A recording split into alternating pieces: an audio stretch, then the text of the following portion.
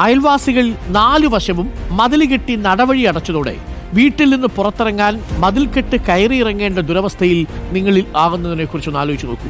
പുറത്തിറങ്ങാൻ പറ്റത്തില്ല, മതിൽക്കെട്ട് കയറി ഇറങ്ങേണ്ടി വരും. ഒരു വിധവയായ വീട്ടമ്മയ്ക്കാണ് ഈ സാഹചര്യം. സഞ്ചാര സ്വാതന്ത്ര്യം തേടി കോഴിക്കോട് കൊടുവള്ളി മോഡേൺ ബസാർ സ്വദേശിനി അനീസ കയറിയിറങ്ങാത്ത ഓഫീസുകളില്ല, പങ്കെടുക്കാത്ത അദാലത്തുകളില്ല.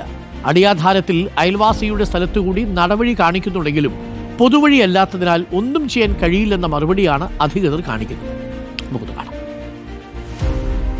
കഴിഞ്ഞ 9 വർഷമായി അനീസുമ്മ സ്വന്തം വീട്ടിൽ നിന്ന് പുറത്തേക്കിറങ്ങുന്നതും തിരികെ വരുന്നതും ഇങ്ങനെയാണ്. ഭർത്താവ് മരിച്ചതോടെ തനിച്ചാണ് താമസം. 25 വർഷം മുൻപാണ് സ്ഥലം വാങ്ങിയത്. അന്ന് വീടിന്റെ മുൻഭാഗത്തുണ്ടായിരുന്ന നടവഴി അയൽവാസി മതിൽ കെട്ടി അടച്ചു. കാരണം അടിയാധാരത്തിൽ അനീസുമ്മയുടെ ഭൂമിയിലേക്ക് മറ്റൊരു അയൽവാസിയുടെ പുരയിടത്തിലൂടെ വഴി നൽകിയിരുന്നു. എന്നാൽ അവരും മതിൽ കെട്ടി അടച്ചതോടെ ആ വഴിയും അടഞ്ഞു. നിലവിൽ വീടിന് പുറകുവശത്തെ മതിൽക്കെട്ട് ഇറങ്ങി ഇല്ലാത്ത വഴിയിലൂടെയാണ് പോയി വരുന്നത്. ഈ വഴിയും ഏത് നിമിഷവും അടച്ചുപൂട്ടാം. മനുഷ്യാവകാശ കമ്മീഷനിലും മുഖ്യമന്ത്രിക്കും പിന്നെ അദാലത്തിലും വനിതാ കമ്മീഷനിലും ഒക്കെ കൊടുത്ത് പിന്നെ ഓല് പറയുന്നത് നിങ്ങൾ കേസ് കൊടുത്താലേ നിങ്ങൾക്ക് ഇതായി കിട്ടുമെന്നാണ്. കേസ് കൊടുക്കാൻ എനിക്ക് ആളില്ല, ഞാൻ സ്വന്തമാണ് ഈ വീട്ടിലുള്ളത്.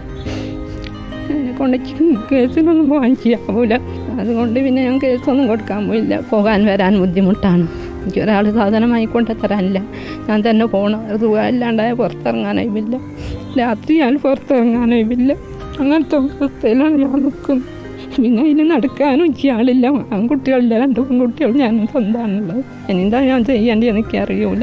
എല്ലാവരും ഇതിൽ പിന്നെ ഇടപെട്ട് MLA-മാരും എല്ലാവരും ഇടപെട്ട് ആരും ഒന്നും ചെയ്ത് തന്നില്ല. എത്രയോ പ്രാവശ്യം MLA-മാരുടെ അടുത്ത് ഞാൻ പോയി. ഓല് വന്ന് നോക്കിയാവുകയൊക്കെ ചെയ്തത്. ഓലൊക്കെ വന്ന് നോക്കിയാക്കി തരാമെന്നൊക്കെ പറയും. ഇവിടെയെന്ന് വെച്ചാൽ ഒരാൾക്ക് ഇങ്ങോട്ട് എത്തിപ്പെടാൻ പണിയാണ്. ഈ കരണ്ട് ബില്ലുകാർ വന്നാൽ എന്നും എടുങ്ങാറാവും. ഓലിങ്ങനെ വിളിക്കും, നിങ്ങളെ വീട് എവിടെയാണ്, അവിടത്തോളം വന്നലേട്ടായില്ല വരേണ്ടത്, വരാൻ വയ്യ കാണില്ല, നിങ്ങളെ വീട് എവിടെയാണെന്ന് വെച്ചിട്ട് എപ്പോഴും ഇങ്ങനെ വിളിച്ചിട്ട് ഒരു ബുദ്ധിമുട്ടായാലും ഒരു പ്രാവശ്യം വരണോലൈക്കൂല പിന്നെ വരികയെന്ന്. അപ്പം അങ്ങനെ അറിയാണ്ട് ബുദ്ധിമുട്ടായി കളിക്കും. സർക്കാർ സംവിധാനങ്ങളിൽ നിന്ന് സഹായം ലഭിക്കാതായതോടെ നിയമസഹായ സമിതിയുടെ സഹായത്തോടെ കോടതിയെ സമീപിക്കാൻ ഒരുങ്ങുകയാണ് അനീസുമ്മ.